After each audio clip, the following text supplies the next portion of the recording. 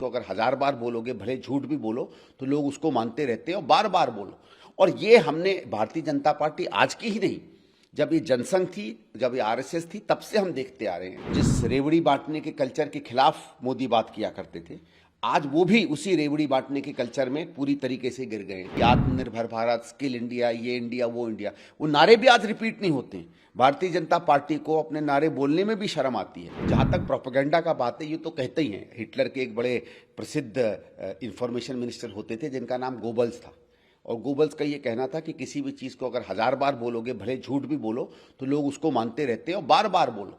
और ये हमने भारतीय जनता पार्टी आज की ही नहीं, जब ये जनसंघ थी, जब ये आरएसएस थी, तब से हम देखते आ रहे हैं कि किसी चीज़ को झूठ, पूरा 100% झूठ बोलना, चीज़ को तोड़ मड़ोड़ के पेश करना, 10 को 100 दिखाना, और इसको इतनी बार दिखाना कि लोग इसमें विश्वास करते हैं ना, ये इनकी पुरानी नीति रही है, ये कोई नई बात नहीं है। लेकिन इसके बावजूद भी, जैसे शरद पवार जी ने कहा कि बहुत से राज्यों में इनकी सरकारें नहीं बन पाई हैं। 2-4 जगहों पे जहां सरकारें हैं वो भी चोरी की सरकार है। जनता ने किसी को वोट दिया, इन्होंने सरकार अपनी बना ली। कई जगहों पे तोड़फोड़ करके सरकार बना लेते हैं, कई जगहों पे और हथकंडों से सरकार बना लेते हैं। और आज भी अगर आप देखिए तो ये जो एक जिस रेवड़ी बांटने के कल्चर के खिलाफ मोदी बात किया करते थे, आज वो भी उसी रेवड़ी बांटने के कल्चर में पूरी तरीके से गिर गए हैं।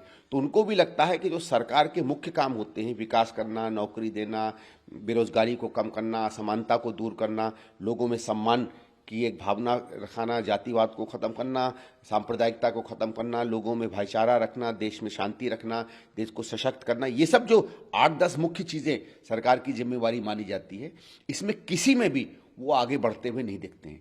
गारंटियां उनकी आज तक सबकी सब फेल हुई हैं। आप देखिए कितने इन्होंने भारतों की बात की, आत्मनिर्भर भारत, स्किल इंडिया, ये इंडिया, वो इंडिया, वो नारे भी आज रिपीट नहीं होते। भारतीय जनता पार्टी को अपने नारे बोलने में भी शर्म आती है।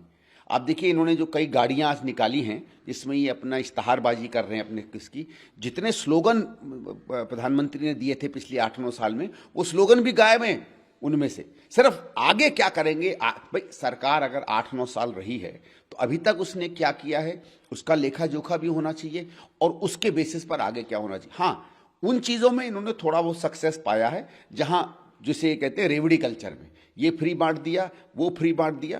तो ये है कि जिस रेवड़ी कल्चर के खिलाफ नरेंद्र मोदी जोर जोर से बोला करते थे, आज वो भी उसी के शरण पर आ गए हैं।